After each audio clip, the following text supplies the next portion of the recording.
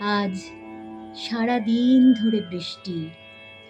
মেঘ যেন অনেকটা নেমে এসে কদম গাছটার মাথায় বিশ্রামরত। ওই কালো মেঘের গায়ে গায়ে কদম ফুলগুলো ইলেকট্রিক বাল্বের মতো ফুটে আছে।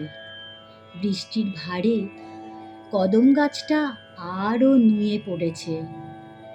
একটা দুটো ফুল খুব বেশি ভিজে গিয়ে টুপ টুপ করে মাটিতে ঝরে পড়ছে। কদম ফুলের গন্ধটা কেমন মন কেমন করা। জানলার কাছে বাষ্প জমেছে। 22শে শ্রাবণ এলেই চারিদিক কেমন ব্যথার ভারে নুইয়ে পড়ে। 22শের গন্ধে বৃষ্টি আছে, অপেক্ষার দুপুর আছে, পুরনো বইয়ের গন্ধ আছে। গুনগুন করে গেয়ে ওঠে সে। বাদল দিনের প্রথম কদম ফুল করেছ দান, আমি দিতে এসেছি শ্রাবণের গান। বাদল দিনের প্রথম কদম ফুল করেছ দান, মেঘের ছায়ায়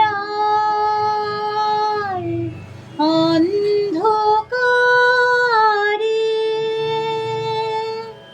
রেখেছি ঢেকে তারে।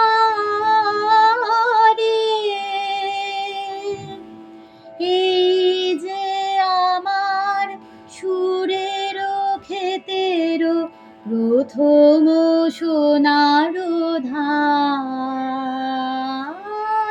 বাদল দিনের প্রথম কদম ফুল করেছ দান। বৃষ্টির দিনে এই জানলার পাশেই প্রেমিককে শুনিয়েছিল এই গানটি। এই কদম গাছটা বৃষ্টিতে মাথা নেড়ে জানান দেয়, শ্রাবণ শুধু আকাশে নামে না, মনের ভিতরেও নামে। তিন সঙ্গী বইটি খুলে বসল। এই বইটির রবিবার গল্পটি বড় প্রিয়। পড়লেই মনে হয় অপেক্ষা সব সময়ই অন্তহীন। হাজার বার পড়া অভিকের চিঠি খুলে বসল। বি আমার মধুকরী, জগতে সবচেয়ে ভালোবেসেছি তোমাকে। সেই ভালোবাসার কোনো এক অসীম সত্য ভূমিকা আছে বলে যদি মনে করা যায়, আর তাকেই যদি বলো তোমাদের ঈশ্বর, তাহলে তাঁর দুয়ার আর তোমার দুয়ার এক হয়ে রইল এই নাস্তিকের জন্য। আবার আমি ফিরব। বরাবরের মতো তার চোখ ভিজে ওঠে।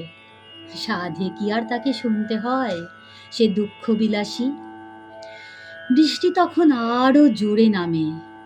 অপেক্ষা মিশে যায় রবিবার গল্পের বইয়ের শেষ পাতায়। একটি কদম ফুলের গন্ধে, একটি শ্রাবণের গানে। সে জানলা খুলে দেয়। ভেজা বাতাস এসে তার মুখ ছুঁয়ে যায়। রবীন্দ্রনাথ মিশে যান শিরায়, ধমনীতে, স্নায়ুস্পন্দনে। আজ এনে দিলে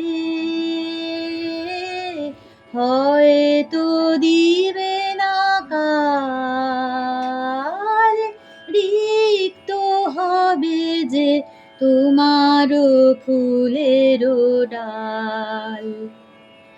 এ গান আমার শ্রাবণে শ্রাবণে তব বিস্মৃতি স্রোতের প্লাবনে ফিরি ফিরিয়া আসিবে তরুণী, ফিরিয়া ফিরিয়া আসিবে তরুণী। বহি তব সম্মান